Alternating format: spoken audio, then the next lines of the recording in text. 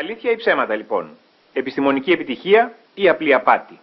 Which clone baby? Obviously, there must be a baby before we can talk about it. We have not seen one, we have never heard one, and we all know what a baby looks like and sounds like because we produce babies every day. Clone A does not have any babies. Ο κυπριακής καταγωγής καθηγητής στο Πανεπιστήμιο του Λέξινγκτον, Πάνος Ζαβός, ο οποίος είναι επικεφαλής ενός άλλου ανταγωνιστικού προγράμματος ανθρώπινης κλωνοποίησης, είναι κατηγορηματικός. Η Εύα δεν υπάρχει. We're making a great deal of progress. I need to emphasize that we are not really interested in beating anybody or any clock.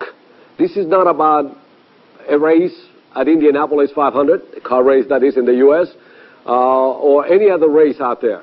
This is a game of life that we must play, and we must play very safely in order to guarantee to a great extent the birth of a healthy child. So, if I understand you correctly, it's not sure that 2003 will be the year when the first cloned baby will be born. We are not sure about that. 2003 will be the year of the clones. And I stand by that statement without obviously saying that if I don't produce a clone baby in 2003 that I ought to be decapitated or be sacrificed in some respect. But obviously all efforts and all indications show us, and our team is ready to execute. We may be even executing as we speak. We have 7 couples that are ready to undergo. We have their tissues frozen, ready for nuclear transfer. And therefore, we will execute when the time is right and when we're ready to do it and do it safely. Is it true that one of the 7 couples is a Greek couple? No, not the first 7 couples. I have a second group of patients that is 10 couples. That includes a Greek couple, and also it includes a former Miss USA.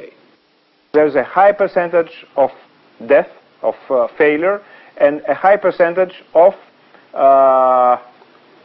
anomalies in the life of the cloned animal. So how can you treat a human person with all that risks involved in this kind of experiments? Well, Mr. Themas, you need to understand that we take risks every day. And obviously those are calculated risks. We obviously aim not to have any problems. But when we do something, whether it's in vitro fertilization, intrauterine insemination, or whatever the procedure might be, you need to understand that even with IVF today, there's an incidence of about 6 to 7% anomalies that you're talking about when we deal with a woman below 35 years old, when we do IVF in women under 35. When you go with women above 40 years old, that level of anomaly can double or triple, depending upon how we deal with those kinds of circumstances. So there are problems everywhere that we look, and therefore we are not unrealistic about taking risks every day to do this.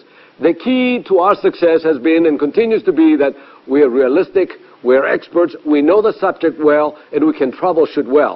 We would never, and I mean never, aim to reproduce a human being knowing that there are so many risks out there that would not guarantee us or give us the positive results that we're aiming for. Το ερώτημα τέθηκε από την ημέρα που γεννήθηκε η Ντόλη. Αν το κάνουμε στα πρόβατα, γιατί όχι και στους ανθρώπους? Θα ήταν η λύση σε περιπτώσεις αθεράπευτης στηρότητας, λένε οι υποστηρικτές της ιδέας. Όπως ο καθηγητής Ζαβός, ο οποίος σε συνεργασία με τον Ιταλό με ευτήρα Αντινόρη, ανακοίνωσε πριν 2 χρόνια ότι βρίσκεται ένα βήμα πριν τον πρώτο τοκετό ανθρώπινου κλόνου. Let me give you a scenario. We have a man that participated in the war, the Desert Storm 10 years ago, that lost both of his testicles. And he's incapable of reproducing unless he borrows some sperm from somebody else. This man obviously sacrificed a great deal for his country, and today his country is saying that you cannot reproduce via reproductive cloning. For him to reproduce, he has to borrow sperm from his neighbor or from somebody else, and he does not wish to do that. And the only way that he can have a biological child of his own is via reproductive cloning.